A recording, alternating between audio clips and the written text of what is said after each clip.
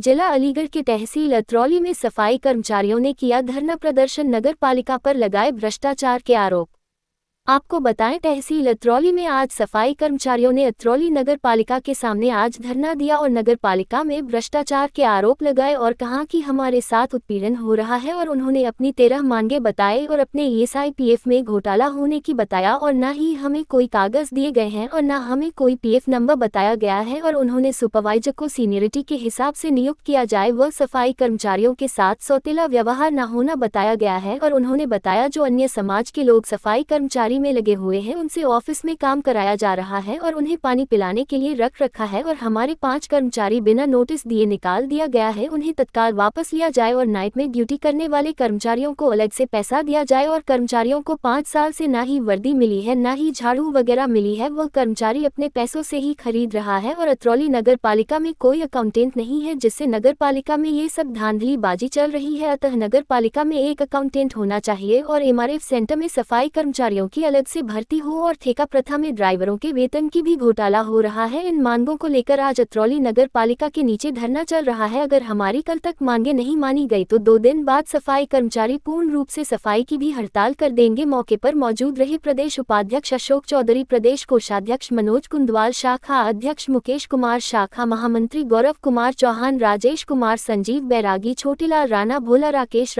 अजय, गुड्डू, सतीश चंद्र, सुरेश चंद्र, प्रदीप कुमार शर्मा आदि लोग मौजूद रहे। अतरौली से प्रधान संवाददाता वीरेश यादव की रिपोर्ट। अपना परिचय बताइए और जो आज ये आंदोलन चल रहा है वो किस लिए चल रहा है? मेरा नाम अशोक चौधरी है।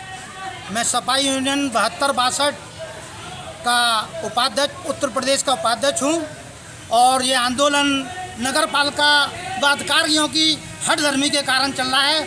जो ठेका कर्मचारी, संविदा कर्मचारी, परमानेंट कर्मचारी, इनका शोषण हो रहा है, उसके खिलाफ चल रहा है।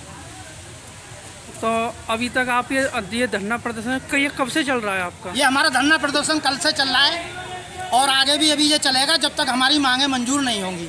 और ये धरना भूख हड़ताल में भी कन्वर्ट होगा, उसके बाद काम बंद हड़ताल में भी हो सकता है।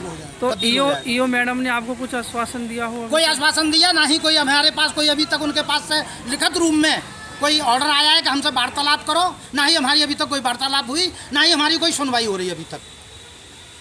अगर कोई भी ऑर्डर नहीं आता, वो नहीं मानते, आगे क्या करोगे आप? आगे हमारा धरना प्रदर्शन चालू रहेगा, भूख हड़ताल चालू रहेगी और उसके बाद काम बंद हड़ताल चालू रहेगी। जो अभी काम चालू है? अभी काम चालू है।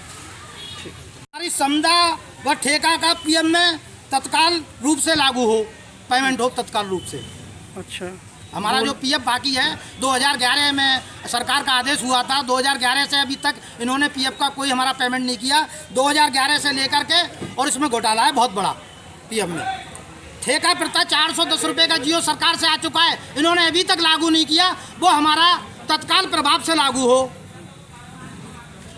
ठेका प्रथा का अब तक ये 4 दिन का घोटाला कर रहे हैं, 30 दिन का वेतन बनता है हमारा, 30 दिन का वेतन हमें तत्काल प्रभाव से लागू हो। यूनियन रूम हमको पिछली बार भी हमने हड़ताल की थी, उसमें लिखित रूम में हमारा यूनियन रूम था, वो इन्होंने हमें अभी तक नहीं दिया। हमारा यूनियन का जो कमरा होता है जहां हमारे पे कर्मचारियों को लेकर के अपनी कोई मीटिंग या कोई बैठक कर सके, वो कमरा हर नगर पालिका, नगर पंचायतों में होता है, वो यहाँ हमको अभी तक नहीं दिया गया। ठेका कर्मी बेवजह इन्होंने किसी ना शिकायत के ना बिगर नोटिस के इन्होंने हटा दिए 5-6 कर्मचारी। हमारे कर्मचारी तत्काल प्रभाव से सब लोग ठेका कर्मी वापस लिए जाएं। 5 कर्मचारी हैं हमारी। ठेका कर्मियों का बीमा, हेल्थ इंश्योरेंस, जिससे कि इनका हेल्थ इंश्योरेंस कट रहा है, कहाँ इलाज कराएं जब हमारे पास कोई सबूत ही नहीं। तो इन्होंने अभी तक हमें कोई सबूत नहीं दिया। आपको ये SI कार्ड नहीं मिला अभी तक? नहीं दिया, बिल्कुल SI कार्ड। जब SI कार्ड नहीं मिला तो इलाज कहाँ कराएंगे?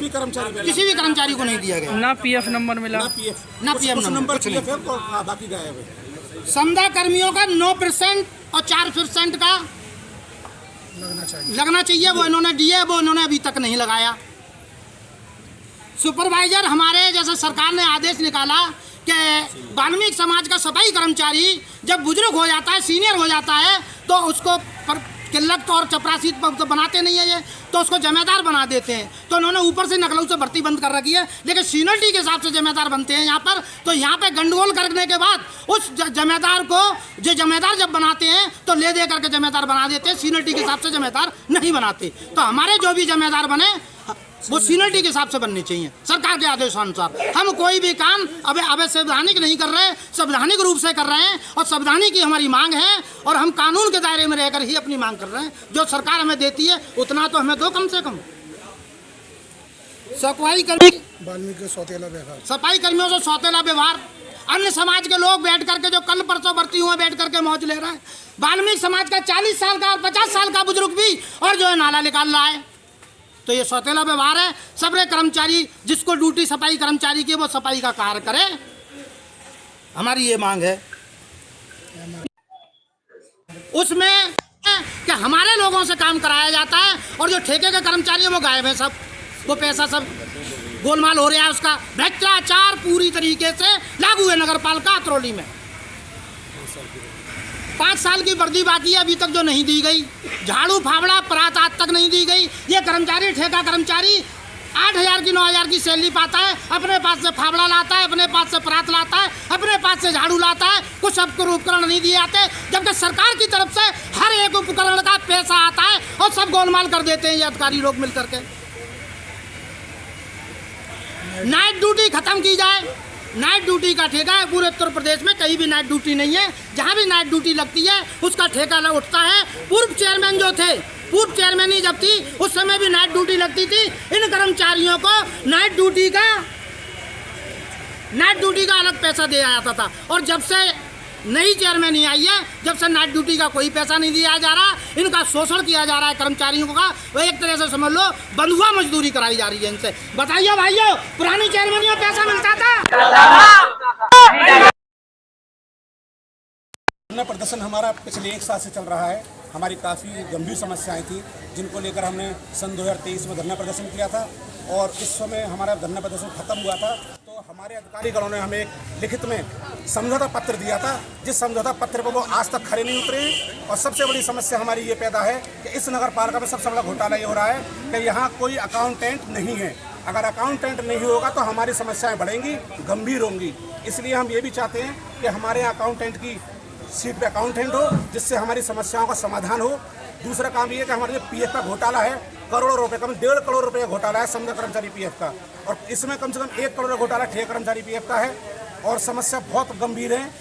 काफ़ी समस्या ऐसी हैं जो बताने योग्य भी नहीं होती हैं और लिखित में भी दी जाती हैं, लेकिन ये लोग हमारी समस्याओं पे कभी खरे ना सुनने को तैयार है, ना हमसे बात करने को तैयार हैं। हम पिछले 1 साल से इस समस्याओं को लेकर यहाँ बैठे हुए हैं।